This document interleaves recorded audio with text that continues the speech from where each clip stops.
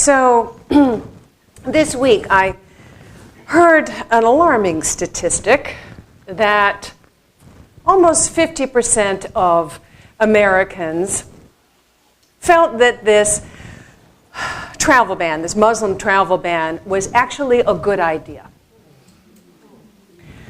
And yeah, that took my breath away. The same reaction. I thought, what? I mean, that seems so antithetical to who we are as a country, this nation of immigrants. And after a couple of years of kind of being bombarded with images of starving refugees and Syrian refugees who are, packed into these overcrowded lifeboats, making this voyage, some of which didn't make it, and the image of the little boy's body that washed up on the beach. I mean, if that didn't shake us to our compassionate core, then I don't know what will. And so I was perplexed. And I thought about it, and I prayed about it, and I finally came to the understanding that a lot of Americans are in fear. A lot of people in general are in fear, but a lot of Americans are in fear. We're in fear of maybe another terrorist attack, of the economy, of what's going to happen next, fear of the other. And there are all these messages that come at us subtly and sometimes not so subtly of, being suspicious of somebody who looks different or speaks differently or dresses differently or prays differently, that somehow that's the problem. Somehow that's the reason you don't have a job or you're not safe. And a lot of people pick these messages up, even subliminally. So I get that. Now, none of that is true. We all know that here, right? But fear, the facts get muddled or ignored completely in the face of fear. And make no mistake, fear is the enemy. Fear obscures the truth. It obscures what we know deep down to be true. And there's a lot of fear going around on both sides of this ever-widening divide. Fear obscures our ability to remember that we're all one. That God is omnipotent good. It obscures that. It obscures the truth that by far, overwhelmingly, most people are good and have good intentions. And that statistically, we're safer than we ever have been. Fear, well, it doesn't obscure love, because love is always present, right? Love is actually the only power that there is. It's just that we can't feel it. We can't see it when we're in love. When we're in fear. Sorry. Right. When we're in fear, we can't see it. But love is truly all there is. Love is what's real. Fear is not. And fear dissipates in the face of love. So I heard another story this week about a small town in Texas. There was a mosque in a small town in Texas last weekend that was unfortunately torched and burnt. And the members of that mosque, it was in the middle of the night, came and they prayed, as they do in the Islamic faith with the forehead to the ground. There was this image that I saw that all lined up in the middle of the night on the pavement praying. And there was something about that image that I think spoke to people's hearts. And people in that community, got to be, probably predominantly conservative Christian, small town in Texas. They came together and they started a crowdsourcing, a fundraising thing. And within 2 days, they reached the goal of $800,000 to rebuild that mosque. And then in a couple days after that, they went well over $1 million. And women in that community were calling them and saying, I don't know where a prayer rug is, but I'm going to get together with my friends and we're going to crochet you some.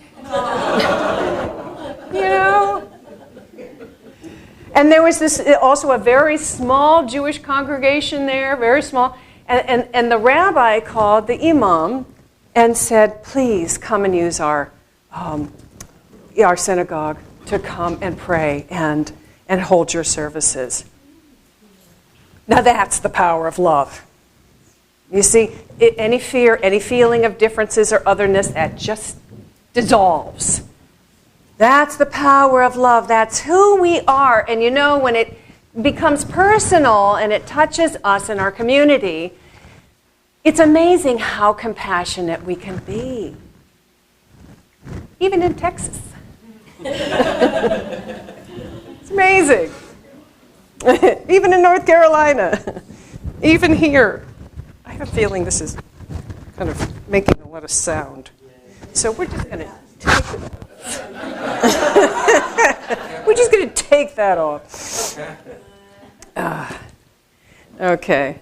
So, both love and fear are powerful energies. They're powerful energies, and they're powerful to attract more of the same to ourselves. Both love and fear have magnetizing power that draws to us whatever it is we're loving or whatever it is we're in fear of. But by far, love is the most powerful magnetizing power. And only love can heal. And of course, I'm speaking of love in terms of what it really is, a power, a divine power, and not a feeling.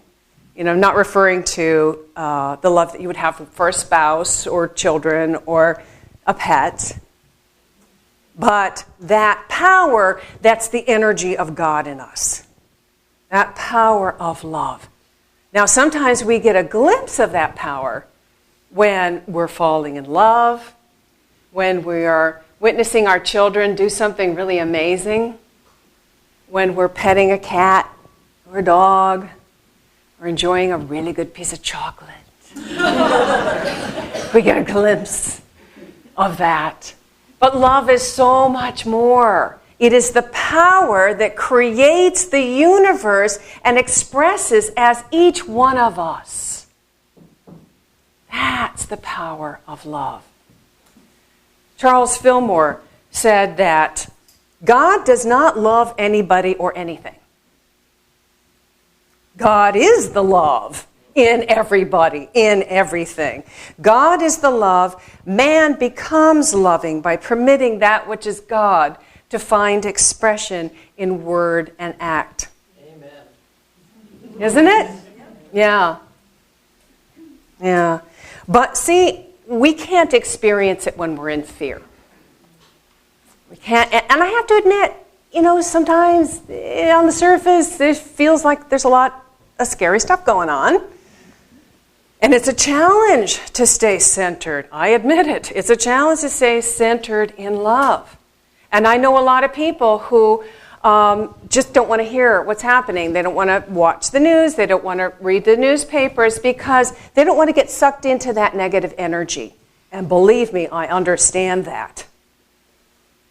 But I think part of that fear is it comes from a sense of powerlessness. We feel powerless sometimes. And what is the best cure for powerlessness? To take action. To take action. To stand up, to speak up, frankly, calling your representatives and reminding them they represent you and share with them what you value. And if you think, well, I'm just one person, I can't, I'm not going to make a difference. You could be the one that after, hundreds of other calls puts that person over the edge to make the right decision. Now, all of this really just helps us reclaim a sense of power, a sense that we all make a difference. It's all within us. But here's the thing. We must connect with love first. We must connect with this love power center within us first. And this awareness that we're all one, that we're one with everything. And connect with the divine guidance within us. To, like in Pat's meditation, what is mine to do? We connect with that first and then take action. And you see, when we do it like that, now that's the energy that heals.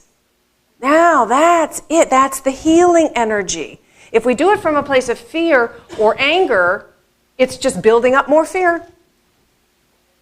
So, we need to be careful. I remember in the late 90s, my husband Dana and I used to attend Marianne Williamson lectures in Los Angeles. And at the second part of the evening, she would pass out sort of baskets of slips of paper that had, do you remember this? It had quotes from A Course in Miracles, and you were to take that quote, and that would be your thing to focus on for the week. And I remember we got one that said, "You create what you defend against." Remember? And we looked at that, and we wondered, what does that mean? You create what you defend against. And then we finally came to the understanding that when you're defending against something, you're giving that thing lots of energy. You're actually giving what you don't want lots of energy. And when you're defending against something, you're usually in fear of that thing. And remember we talked about what fear does. It magnetizes more. So we want to be clear that we're not fighting against something or defending against something. Instead, we're loving what it is we want. We're loving what it is we want. And maybe that's the blessing in all of this. Maybe that's a blessing. We're really getting clear about what it is we value, what it is we hold as sacred. I heard a couple of people from a couple different sources last week say something like, if the election had gone the other way, we all would have gone back to sleep. That it's like this giant wake-up call for us to remind ourselves how powerful we are to affect change. How powerful we are to add healing love into the world. How powerful we are and how it all makes a difference. We are the democracy. It's not out there somewhere. It's not in Washington, D.C. It's within us. It's not for someone else to do. It's for us to do. It's for us. That's what we need to remember, and we do it from a place of love. We do it, we connect from love, and we share it. We share the love, we share the kindness, and love heals. That's how we do it. That's how we do it here. The love heals. We're just the vessels. We just open up and are committed to love, committed to kindness. And we share that, and we speak our truth, and then that heals. We can also use that healing power of love to help heal our planet. We can combine that energy, that magnetizing, healing power of love energy to help heal the planet, which has, for years and years and years, been taken the brunt of all of our negative energy and our fear and our need to dominate and our looking to the planet as this giant warehouse of goodies that we can just use, and then a giant trash can that we can dump it all out when we're done with it. As a result of that mindset, our planet has That's why, that's why it's happening. That's why the changes are happening faster than anybody thought. And if we don't start treating our planet like the sacred mother that it is, then a lot of places will become inhospitable. And boy, we'll have a migrant crisis then. The Dalai Lama said that what we need is compassion on every level, including for the planet. And he's involved in a lot of different activities. You'll read about it if you've got that book, A Force for Good, which is we're using as our guide through these several weeks. There's a whole chapter on the things that he's involved in, bringing awareness, reforestation, lots of different things you can read about it. But the whole idea is that we need to love and respect and nurture our planet so it can continue to nurture us. And we can use that energy of love together and send it to our planet, which is what we'll do in just a couple of minutes together. We'll do a little exercise for that. But there's a passage in the Upanishads that goes, as great as the infinite space beyond is the space within the lotus of the heart. Both heaven and earth are contained in that inner space. Both fire and air, sun and moon, lightning and stars. Whether we know it in this world or know it not, everything is contained in that inner space. The power to heal is within our heart. It's all contained here. It's all in our heart. And we can use that healing power to create what it is we truly want, both personally and for the world and for the planet. We can use that magnetizing power that is one of our divine powers that we've been given. We can use that power to draw to us what we want in our lives and for the world. So let's do a little exercise together now. And what we'll do is we'll go through this exercise and we'll do it for what we would most want personally, and then we'll do it for what we would want for this country or for the world, and then we'll send that energy to the planet. So everybody just kind of get comfortable again, put whatever's on your lap to the side. Just begin to take a few deep cleansing breaths.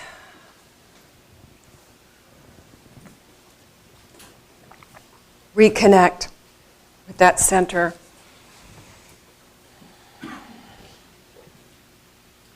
That center, that divine center, the heart center within.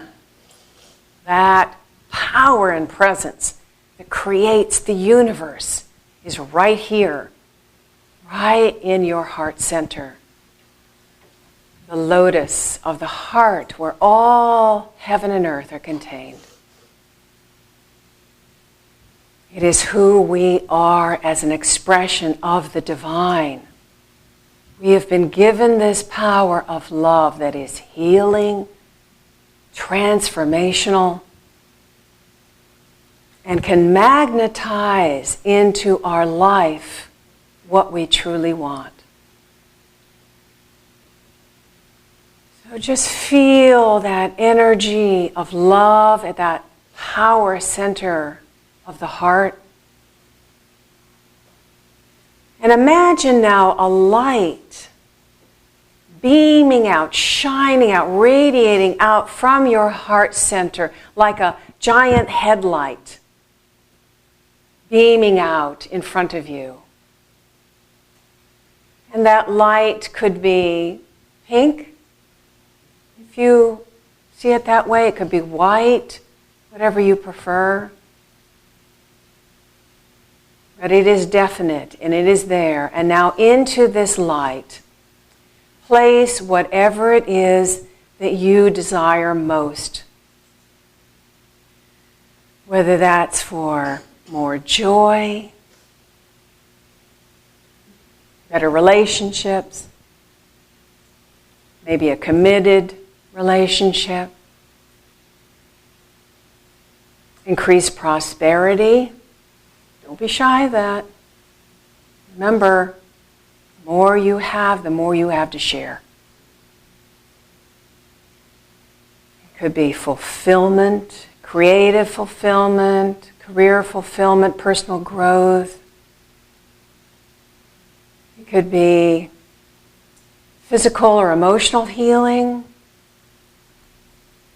It could be clarity, divine guidance, peace of mind, whatever it is, just see that thing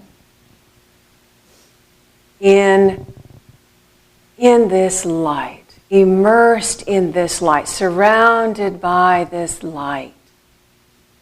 See it take on a radiance, so that thing is radiating. See it grow and expand in this love.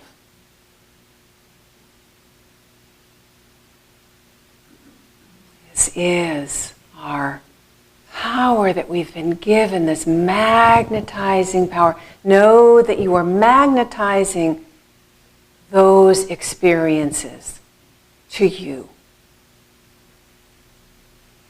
Giving it that love energy just absolutely enlivens it, makes it real.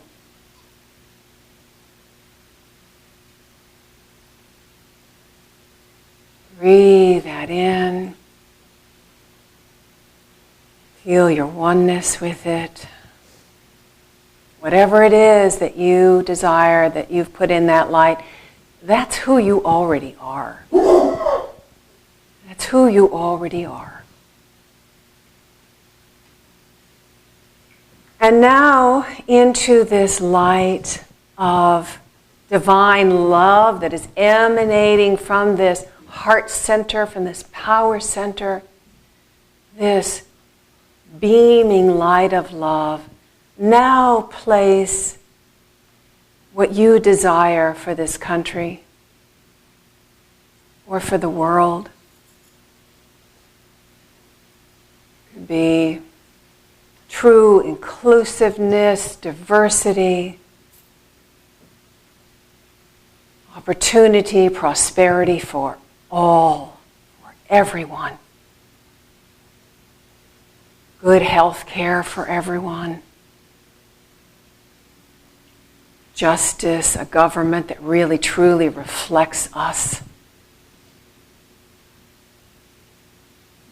You might want to see businesses, institutions, corporations committed to doing good, benefiting the world in some way, the planet in some way, in addition to doing well.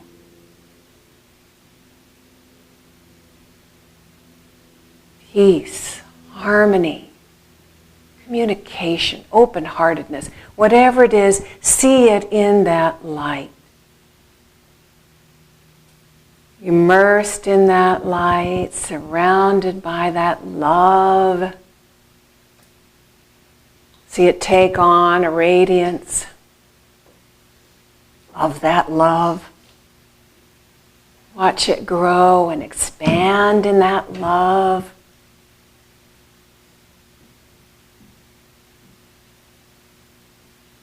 All things are possible.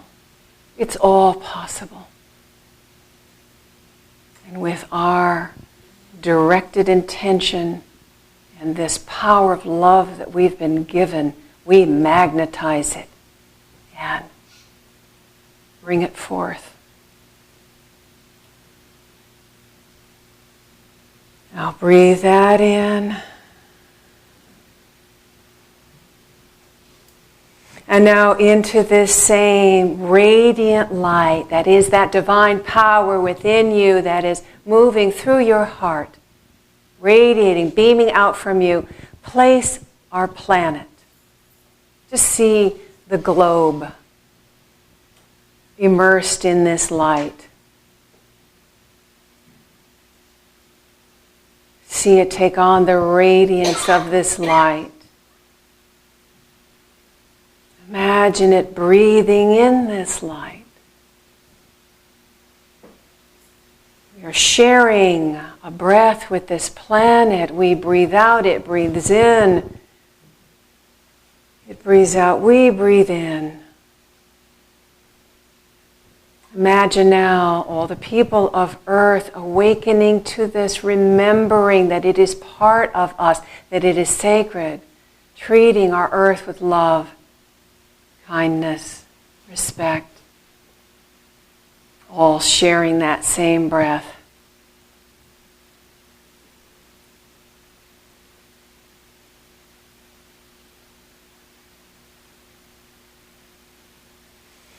And breathing that in. So give thanks now for that ability that you have, for this opportunity to do what you can do here, using this divine energy to bring this about. Let's take a nice deep cleansing breath, bringing our awareness back now into this room, into this present time.